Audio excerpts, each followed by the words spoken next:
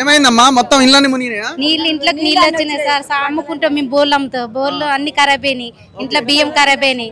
Fridge గిట్ల అవన్నీ ఖరాబ్ అయినాయి. నీళ్ళు ఇంట్లోకి వచ్చి అమ్ముకున్న ఇటు పోమా సార్. ఇటు రండి ఇటు పోతాం లోపలికి.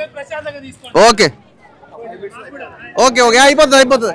నువ్వు ఇట్రా వాళ్ళకి ఇబ్బంది ఎందుకు? లోపలికి అట్రా. ఏమైందమ్మా?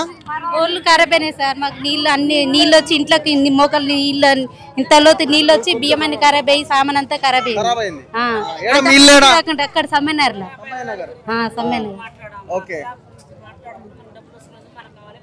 అంటే ఇల్లు కావాలి మాకు. ఇల్లు లేదు సార్. రెంట్కే ఉంటున్నాం మేము.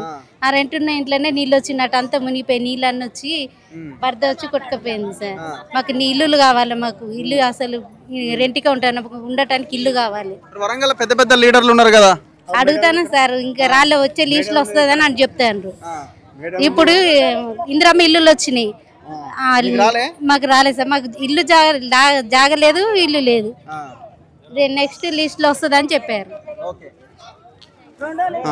ఏమైందమ్మా మీరు అంత ఎందుకు నిలబడ్డారు? ఎవరు వస్తున్నారట? నిలబడ్డాం. ఏం కావాలి మీకు? ఇళ్ళకు ఇట్లా నీళ్లు మునిగినాయి చూడడానికి వచ్చింది. అంతా మునిగిందా? కాలనీ అంతా మునిగింది, మొత్తం మునిగింది. ఈసారేనా ప్రతిసారి ఈ పరిస్థితి ఉంటుందా? ప్రతిసారి అప్పుడు వేసుకుని కానీ ఇదంతా మునిగిపోయింది. మళ్ళీ వచ్చి ఇదంతా మునిగిపోయింది ఈ సంవత్సరం. మరి సార్ ఏం చేస్తాడో చెప్పండి. ఎందుకు మునుగుతున్నాయి ఇట్లా? పైన ఏమన్నా కబ్జాలు అయినాయా? వర్షం ఎక్కువ పడ్డదా? ఏమంటున్నారు జనాలు? ఏమనుకుంటున్నారు? వర్షం ఎక్కువ పడడం వల్ల వస్తుంది.